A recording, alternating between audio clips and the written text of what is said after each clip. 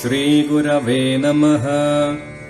गुरुर्ब्रह्मा गुरुर्विष्णुर्गुरुः साक्षान्महेश्वरः।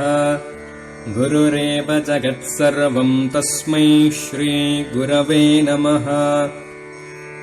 ॐ शुक्लाम्बरधरम् विष्णुम् शशिवर्णम् चतुर्भुजम् प्रसन्नवदनम् ध्यायेत् सर्वविघ्नोपशान्तये। वक्रतुण्डमहाकाय कोटिसूर्यसमप्रभा निर्विघ्नम् कुरु मे देव सर्वकार्येषु सर्वदा। अगजानन पद्मार्कम् गजाननमहर्निशम् अनेकदन्तम् भक्तानाम् एकदन्तमुपास्महे। गणपतये नमः। ॐ शान्ताकारम् भुजगशयनम् पद्मनाभम् सुरेशम् विश्वाधारम् गगनसदृशम्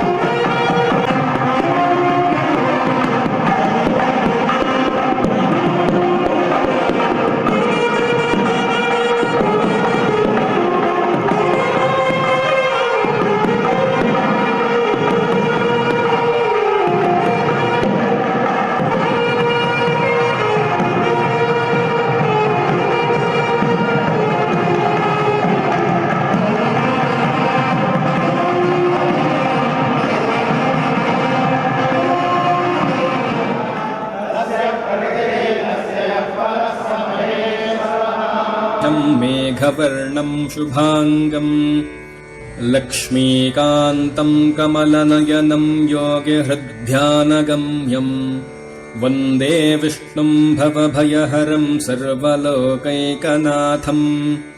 श्रीमहाविष्णवे नमः। ॐ हर शम्भो महादेव विश्वेशामरवल्लभा शिवशङ्कर सर्वात्मन्नीलकण्ठ नमोऽस्तु ते। ॐ शिवाय नमः। ॐ जपाकुसुमसङ्काशम् काश्यपेयम् महाद्युतिम् ध्वान्तारिम् सर्वपापघ्नम् भास्करम् प्रणमाम्यहम्। आदित्याय नमः। ॐ सर्वमङ्गलमाङ्गल्ये शिवे सर्वार्थसाधिके शरण्ये त्र्यम्बके गौरि नारायणि नमोऽस्तु ते। श्रीमहादेव्यै नमः। ॐ अनन्तम् वासुकिम् शेषम् पद्मनाभम् च कम्बलम् शङ्खपालम् धार्तराष्ट्रम् तक्षकम् कालियम् तथा एतानि नवनामानि नागानाम् च महात्मनाम् सायङ्काले पठेन्नित्यम् प्रातः काले विशेषतः तस्य विषभयम् नास्ति सर्वत्र विजयी भवेत्। नागाय नमः। ॐ उग्रम् वीरम् महाविष्णुम् ज्वलन्तम् सर्वतोमुखम् नृसिंहम् भीषणम् भद्रम् मृत्युम् नमाम्यहम्। श्रीमद्योगानन्दगुरुनरसिंहाय नमः। ॐ कृष्णाय वासुदेवाय देवकीनन्दनाय च नन्दगोपकुमाराय गोविन्दाय नमो नमः। श्रीकृष्णाय नमः।